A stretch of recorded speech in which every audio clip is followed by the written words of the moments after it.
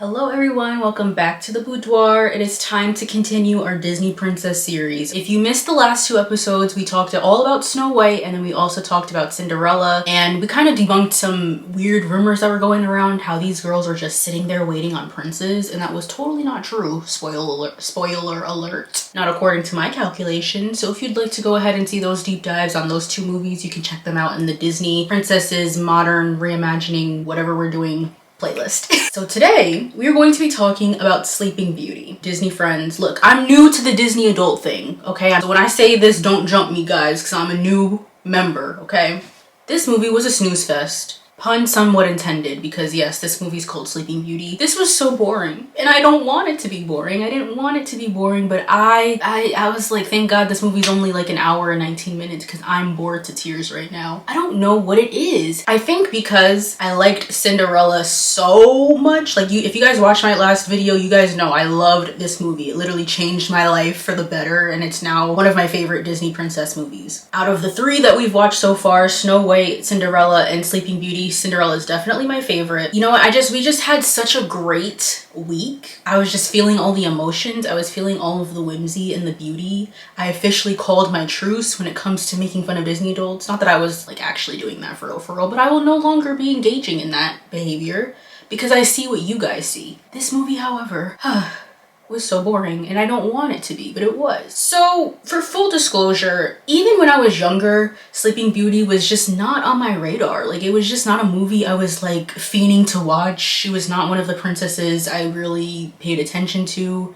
She just wasn't it for me, okay? So I'm just gonna put that out there. Don't hate me. Still watch the video, but if you don't want to watch it, it's fine. And then you and I can come up with some conclusions together on what we think the movie means and like the lessons we can learn, because honestly, I was struggling to find some myself. So just to do our little history lesson that we like to do before we get into these movies, the year is 1959, okay? We are 9 years removed from the hit successful movie Cinderella. People are anticipating this. People are like, oh my god, who is this new princess gonna be? It's gonna be Princess Aurora. Our president at the time, if you were living in America, was Dwight Eisenhower. We're still in poodle skirts. We're about to hit the 60s where things are about to get more, you know, hippy dippy woo woo and stuff, and we're gonna start experimenting with some substances, but we're still in the swinging 50s, all right? I heard when I was doing a little bit of research for this movie, I heard Sleeping Beauty flopped.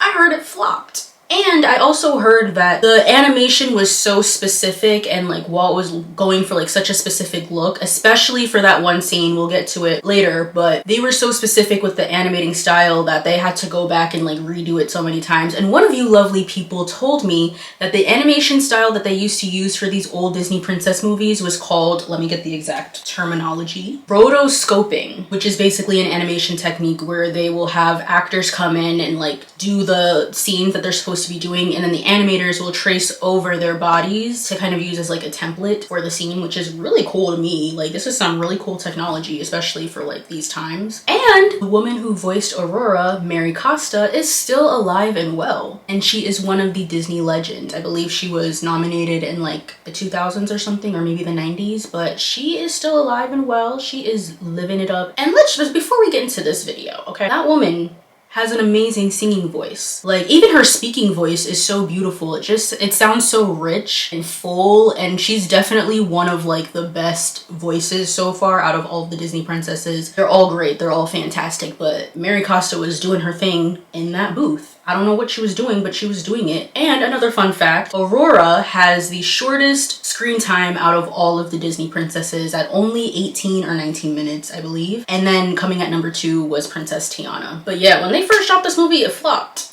And it was kind of sad because Disney was like, wait a minute, we had all this success with the previous 2 movies. What is going on with this one right now? Why are we not seeing those same numbers? They dropped this movie, Sleeping Beauty, in 1959, right? They did not come out with The Little Mermaid until 1989. It took them 20 years to get up the courage to release something new, because they're like, wait, are people like over the whole Disney princess thing? What's going on? But of course, eventually she had like a little revival moment, and she's back on top, and everybody loves Princess Aurora. So let's get into the movie, shall we? Without further ado, here is Sleeping Beauty 1959. So of course, with all of our Disney princess movies, we gotta start off with the classic fairy tale book, the beautiful shot of those books. Do they sell those books as merch? Because I absolutely would like to have one of them. They're so cute. I'm sure they do, and I'm sure they're about $50 million at least. So anyway, this opening scene starts off with Princess Aurora's birth, right? The whole kingdom is out here. Everybody's hyped because we're like, oh my god, the king and queen,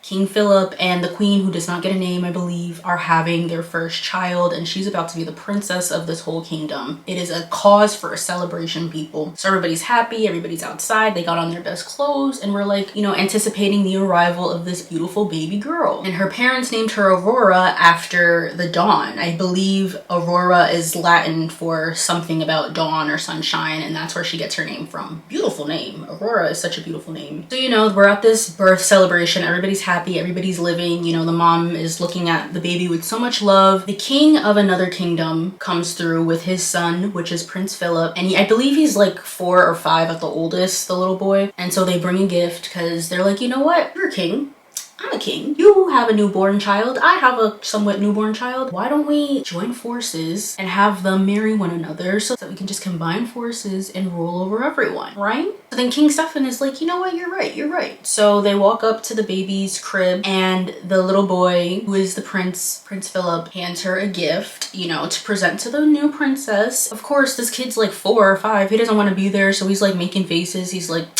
I'd rather be doing something else. Whatever little boys were doing in the 50s, I'd rather be doing that. And then our 3 good fairies show up, and I love these women so much. They were obviously the best part of the movie. We'll get into it, but like, this story was really about them, in my opinion, which was kind of cool and like different for a Disney princess movie. But anyway, we get these 3 fairies who are like older women. They're kind of like godmother characters, and each of them want to bless this new baby with a gift. The first fairy blesses her with the gift of beauty. We have to talk about Aurora's face card, okay, because her face card is on 10.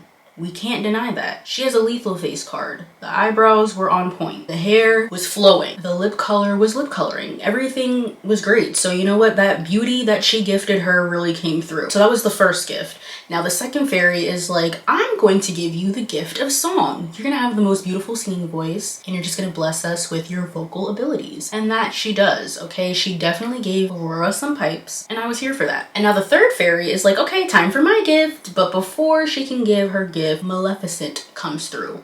Uninvited, and she's not happy that she wasn't invited. She was like, wait a minute, you guys are having this beautiful christening for the new princess. Where was my invite? Did it get lost in the mail? Oh, you forgot to send the carrier pigeon? Because I didn't get one. And so Maleficent, being the evil witch that she is, she has to ruin everything. She's like, my gift for this little baby is going to be a curse, and the curse is that if that child pricks her finger on a spindle at any point in time before she turns 16 years old, it's done. She's gonna be asleep forever, and the only thing that can awake her is her one true love's first kiss. This is when I was like, first of all, you have 3 magical fairies that have all these powers, but they couldn't stop Maleficent from crashing the place, and they couldn't stop her before she placed the curse. So she curses the baby, whatever, and then she disappears and goes somewhere else, laughing maniacally. And the king's like, no, no, no, no, no, you gotta burn every single spindle that exists in this kingdom because I don't want anything to happen to my little baby girl. Like, she's literally 2 seconds old and she already has haters out here. What's going on? This is not right. Oh, the king is upset. The mom is like, no, nothing can happen to my child. And the fairies are like, listen, we have to come up with a plan because there's no way that this 2-day-old has ops. We have to protect her. We have to come up with a plan. So one of the fairies is like, maybe we can turn her into a flower. It's like, who's gonna hurt a flower, you know? And then the other fairies are like, wait, but every time you try to do that, she always, you know, puts frost on the flowers and makes them die. And she's like, you're right, you're right. She's always ruining everything. So we gotta come a little harder with another plan to protect this baby. So they're like, you know what? The only way we're gonna be able to like live peacefully without looking over our shoulder every 3 seconds is if we turn ourselves into common folk. We turn ourselves into village women, remove our powers, no wands. We can't have that because they're gonna know that it's us. We have to disguise ourselves as like these 3 middle-aged women who are just trying to raise a little girl in the middle of the forest. So that's what they do. They take off in the middle of the night. Somehow the king and the queen are like, you know what, fine, I guess we can do this, even though we have literally every protective force here, people with sharp objects. Fine, you can take her out into the woods for the next 16 years, and that's a-okay with me. We'll just miss all of her major developmental moments. We won't hear her first word. We won't see her first steps. That's cool. That's fine. Go ahead, go. So they go, put on their little cloaks, and they disappear in the night into the forest. So of course, in the middle of the woods, they just happen to find this beautiful cottage cottage that's already set up. It already has all the stuff they need. They don't even need to go grocery shopping. It's just all set up and ready to go. So that's what they do for the next 16 years. So then we fast forward 16 years and we cut back to Mal, who's like, wait a minute, it's been 16 years. How have I not been able to find this girl? Like, I already know where she lives. I know where she lays her head, yet I haven't been able to find her. What's going on? So then she asks all of her animal henchmen, which is like a bunch of pigs and rats and like whatever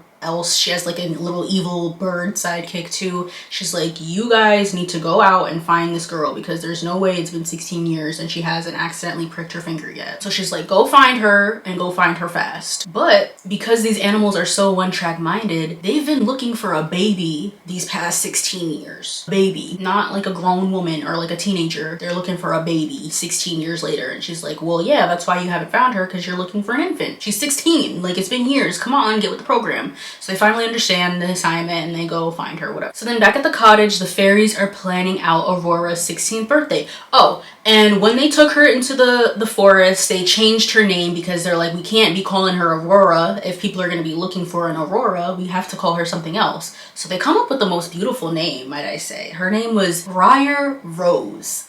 Briar Rose. Like, that is, I don't know, something about that name. I know one of you people named your daughters that, and if you did, good job, because that's a beautiful name. I'm gonna keep that in the back of my head. So they call her Briar Rose. They send her out to go look for berries, even though they just sent her out for berries because they have to plan her surprise birthday party. So she goes out, she's like, fine, I'll go. And the three fairies are left to come up with a cake and a dress. They're here trying to make her dress from scratch, and they're trying to make the cake from scratch, but because they don't have their powers and because they're not actually human, they don't know what they're doing. So they're just doing what they think they're supposed to be doing. You have one fairy who's trying to read the cooking book and is like, okay, I need 3 cups of flour, but she's just using any old cup. She's not using like the measuring cups. She's using like a coffee cup. And then she needs to fold in 2 eggs, and she literally puts the 2 whole eggs into the cake batter and she folds it in. The whole running gag is like, we're a bunch of fairies who don't know how to human, but we're still gonna try because we care about our Briar Rose and we gotta make sure she has a fabulous party as best as we can give. And then the other 2 fairies are working on the dress, and they keep arguing whether it should be pink or blue. The one fairy, Merryweather, she wants it to be blue like her outfit, and then the other fairy wants it, I think it's Flora. Flora wants her outfit to be pink because she's like, no, it definitely has to be pink. So then they're fighting over that. But then Merryweather's like, you know what, guys? This looks awful. Like, actually, this looks terrible. We need to just use our wands because let's face it, if we try to feed that girl that cake, she's going to have food poisoning. And that's not cute on your 16th birthday. If we give her that dress, she's gonna look terrible. We can't do that either. So we have to just use our wands and just get it over with. So they're like, fine. I mean, I guess it's been okay. It's been 16 years. Nothing has really happened thus far. So I guess we can just use our wands just one time. And so they do. They use the wands to clean up the house. You know, they got the mops and the buckets working. They're working on the dishes. They have the magic wand make the dress for real this time, as well as the cake. And it finally looks like a real cake. So then after they do all that, they start getting a little reminiscent. They start getting a little sad, like, oh man, I really enjoyed being like her, you know, pseudo mother. I enjoyed raising her with you guys. Like, I can't believe it's already been 16 years. Where does the time go? So then we cut back to Aurora. She's in the forest, and of course, in true Disney fashion, she's hanging out with all of the cute animals. She has bird friends, she has an owl, bunnies, of course. Like, you know you're gonna get a cute animal moment, and she is blowing down. That woman has pipes, as we already mentioned. She is singing in the forest. So as she's singing and, you know, dancing around in the forest, being a whimsical girl and whatever, Prince Eric, that's the wrong movie, I'm so sorry. Prince Philip is like, wait, what's that sound? What's that singing? Somebody sounds really good. I need to go follow that voice and see who it is. And then the horse is like, I'm tired. I just rode all this way, all these miles, and you want me to go again? And then the prince is like, I'll give you extra carrots though. You want some extra carrots? And then the horse is like, you know me so well. Come on, let's go. No, they're trying to find her. The horse is getting all overzealous. He accidentally throws the prince into the river and he's like, what the heck, man? Like, I'm about to be all drenched and I'm about to be my dream girl? What's going on? And then we're back to Aurora, and she's like kind of reflecting on her life. She's like, wow, I'm 16. I've been raised in this forest, but I still feel like something's missing. Like, I feel like it's not like they're abusing me. It's not like they're forcing me to do anything, but I still feel like a child. Like, I still feel like I'm not allowed to do anything I truly want to do. I'm like confined to this forest and this cottage. Like, I think I need something more. Like, I want to meet people. I want to go out. I want to do some new stuff. I'm always doing the same thing every single day. And then she's like confiding in these animals. She's like, I met someone, you know, I met some fine shit. Okay, I met this tall, fine man. We were dancing, we were laughing, we cried, we had fun, we did it all. And the animals are like, wait, really? You did? And she's like, in my dreams, I met him. And the animals are like, oh, okay, that makes sense. You met him in your dreams. It's okay, girl. It happens to the best of us. So then the animals are like, dang, you know, she needs to meet somebody. She needs to get out there. So they notice this red coat and this red hat just chilling on the tree. And they're like, let's take it. Let's have fun. And they like dress themselves up to look like a human being. She's like dancing with the owl. It's really cute and fun and fresh. Then Prince comes and he hears and he sees them like having this little party in the woods. And he's like, I think I just found my dream girl right here, right now. I think I found it. Once upon a dream. And they start the whole once upon a dream sequence. And this is the scene where I was talking about in the beginning where they had to like redo it like 4 times because they couldn't get the animation right. Well worth it though, because this scene was stunning, like visually stunning. And that's one thing I will say about this movie. The animation style was so different from the previous Disney princess movies. I feel like there was a certain art style that made it look so realistic. Like, have you ever watched SpongeBob? Of course you have. And like, you know how they'll have those scenes where it's like a painting and it looks like it's real and it's not like their cartoon selves? That's kind of what it looked like in Sleeping Beauty. Like the background, it looked like it was real cement or like a real building, but like, I don't know, there's a certain specific art style. I'm sure you guys know what it is. Let me know in the comments, but it looked really beautiful. And especially the scene when they're dancing and stuff. And then I saw on TikTok, I saw like live action version of the actress doing the same like dance moves, and it was just so pretty and seamless. They're having fun, they're dancing in the forest. At first she's kind of like, oh, stranger danger, like who is this just running up on me? Like, I don't know you, and we're in the woods somewhere, like back up a little bit. But then she's like, wait, kind of remind me of somebody I saw once in my dreams. And then they're dancing, they're having a good time or whatever. That was my dog. And then she's like, wait, I can't really be talking to people like that because there's somebody that's after me and like I can't trust y'all like this. So then she's like, bye. When can I see you again? Oh, never. You'll never see me again. Well, maybe. I don't know. Maybe tonight. But bye, I gotta go. And that whole scene was so funny. Yet another TikTok sound that I didn't know where it came from, and then I finally saw the context in real time. Nice. Bye. But when will I see you again? Oh, never. Never. Never?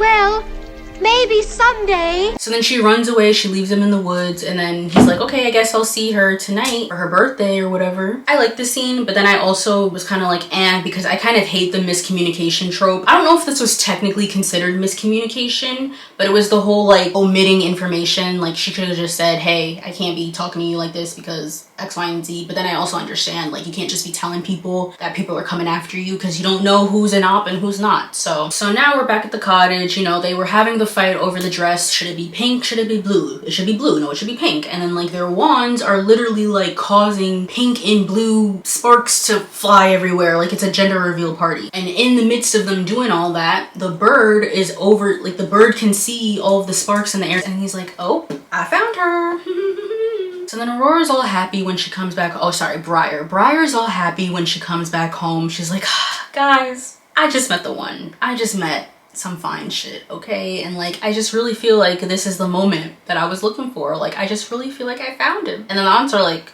you can't be talking to people. You are literally on the run, ma'am. You can't be talking to random strangers. And they're like, you can't fall in love because you're already destined to fall in love with the prince. And they tell her that she can't see him anymore, and she gets all sad and she cries and she's like, fine, whatever. Back to my regular old life then, I guess. Then we cut back to King Stefan's castle, and he's still upset. Like, my daughter's still not here. It's been 16 years. Like, I was expecting her to be here by now, but she's still not. Like, this is so sad. Prince Philip's dad's like, relax. Like, it's okay. They're gonna get married. Like, we already knew what it was gonna be. Don't worry about it. Just, here's a little something to take the edge off. And he's like actively trying to get this guy drunk to like get the edge off. He has this like 16-year-old line. And then this part was actually really funny because one of the king's servants was like sneaking alcohol every chance he got, and he kept getting drunk and drunk and drunk. And it was just very funny. I like that little exchange. Disney is always really good at like making funny, quirky little side characters. The king's little servant is getting drunk in secret while they're going back and forth about, well, is she coming or not? Are they gonna get married or not? Like, come on, I have plans. I want to expand the castle. I already got their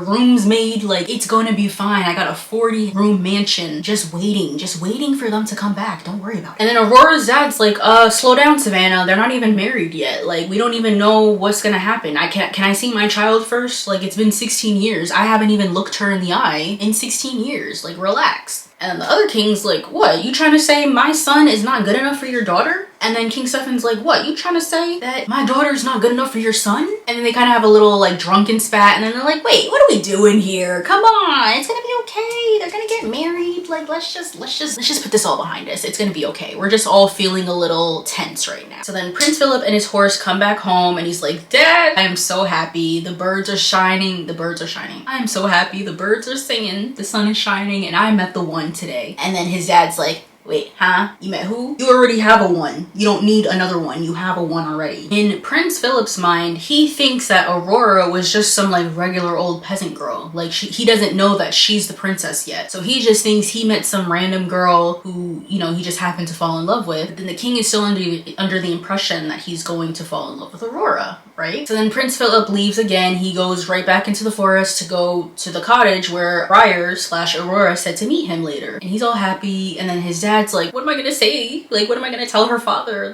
He found somebody else. What's going on? So now they're finally all going back to Aurora's castle. She can be herself again. She doesn't have to live as Briar Rose. She gets to be Princess Aurora. And Princess Aurora is like, whoa, like, I'm royalty. This is crazy. But I'm still a little sad because I had to leave my fine shit behind. Like, I wanted him. He was cute. He was fun. He was witty. But, you know, she has to do her princessly duties, so she's like, fine, just give me a few minutes, guys. I need to get myself together. I need to wipe this mascara off. She's in her room. She's trying to get herself together. The fairies are trying to give her some privacy, but then they're like, wait a minute, something is off. I don't know. We need to go back into this room. They were a little too late because Mal already came and she like possesses her with this like green orb, and Aurora is completely outside of her body. And so she follows the green orb up the stairs of the castle, and the fairies are chasing her down. Again, this was another moment where I'm like, guys, you literally have magical powers. Like, why can't you do something? But whatever, this is a movie. We have to have the plot, so fine. So unfortunately, before the fairies can stop her, Mal gets Aurora to touch the spindle, but there was like a little moment of hesitation before she did it, but then she does it anyway, and then boom.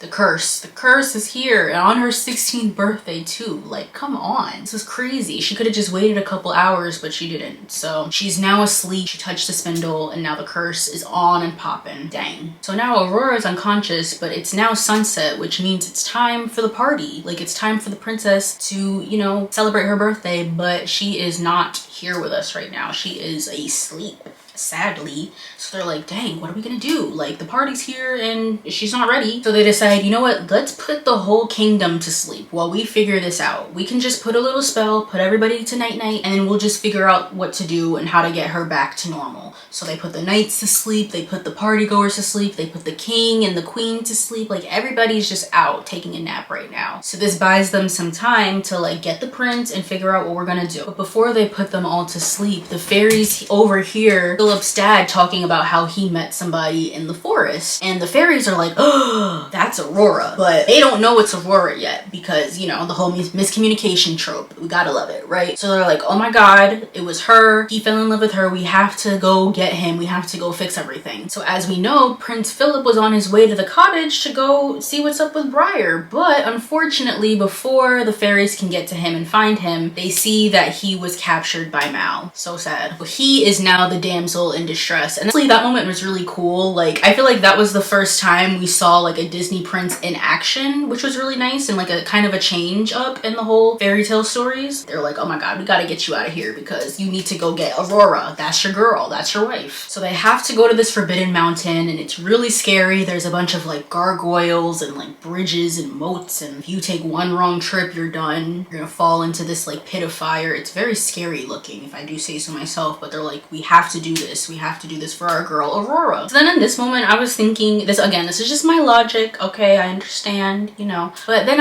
in this moment, I was like, okay, they just put the whole kingdom to sleep, these fairies. Why can't they put her and like all of the henchmen to sleep? Or like, do these spells not work on them? I don't know. But some inconsistencies there. We move, we press on anyway. Arm him with a shield and a sword, and it's like special shields and swords that like have magical powers or whatever. And so he's like, you know what? It's time to fight. I gotta fight for my girl. And like we get a very cool action scene, very action oriented for a Disney princess film. I very much enjoyed this part. So he's using the sword to fight off the animals. He's slaying them all. He's getting them all out of their path. They're trucking forward, trying to get out of this, you know, crazy, scary castle. They're finally able to escape the mountain, and then the bird that was like Mal's sidekick tries to like attack them, but at the last second Merryweather turns him into a gargoyle and he's done for. He is done. This is why you don't work with evil people, because now you got messed up trying to fight other people's battles. See, this is the lesson you have to learn. So then right before they get to the castle, Mal comes and she turns into this like scary fire-breathing dragon. Like, oh my goodness. So she turns into this fire-breathing dragon, and Prince Philip's like, dang, I gotta slay this dragon,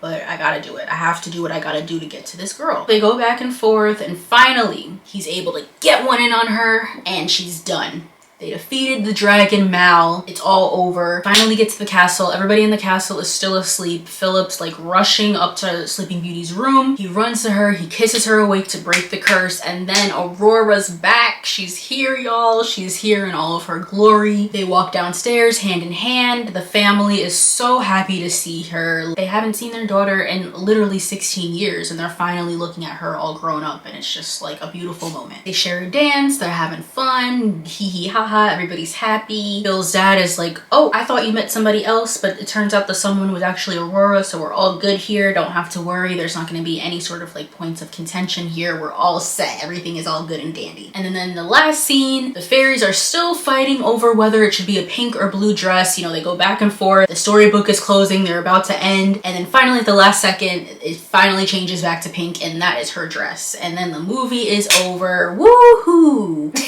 Now it's time for my thoughts. I'm sorry, this movie was so boring. Like, I don't know what to tell you. Like, there were things I liked about it. Of course, the art. Like, that's just the first and foremost thing you have to mention. The art was fantastic. It was beautiful. It was a little different from the other Disney movies, in my opinion, and I think it gives it, like, a different type of edge. I also liked that in this movie, we did see more of the prince. In fact, I feel like we saw more of the prince than we saw of Aurora herself. I liked that, though, because we got to see a little bit more of his personality. You know, I like Philip's personality. I think he's, you know, fun and knows how to like tell jokes and stuff. I like how he was interacting with his horse. I like the whole carrots and stuff, trying to bribe him to help him out with Aurora. Aurora herself, I do like her personality. I wish we got to see more of it. That is like my only critique. I wish we got to see a little bit more of her, because I don't know, she's so beautiful. She seems like she could have had like a solid little something going on, but we just didn't really get to see that much of her. Is there a Sleeping Beauty 2 or 3? I don't know. But yeah, like, I don't know.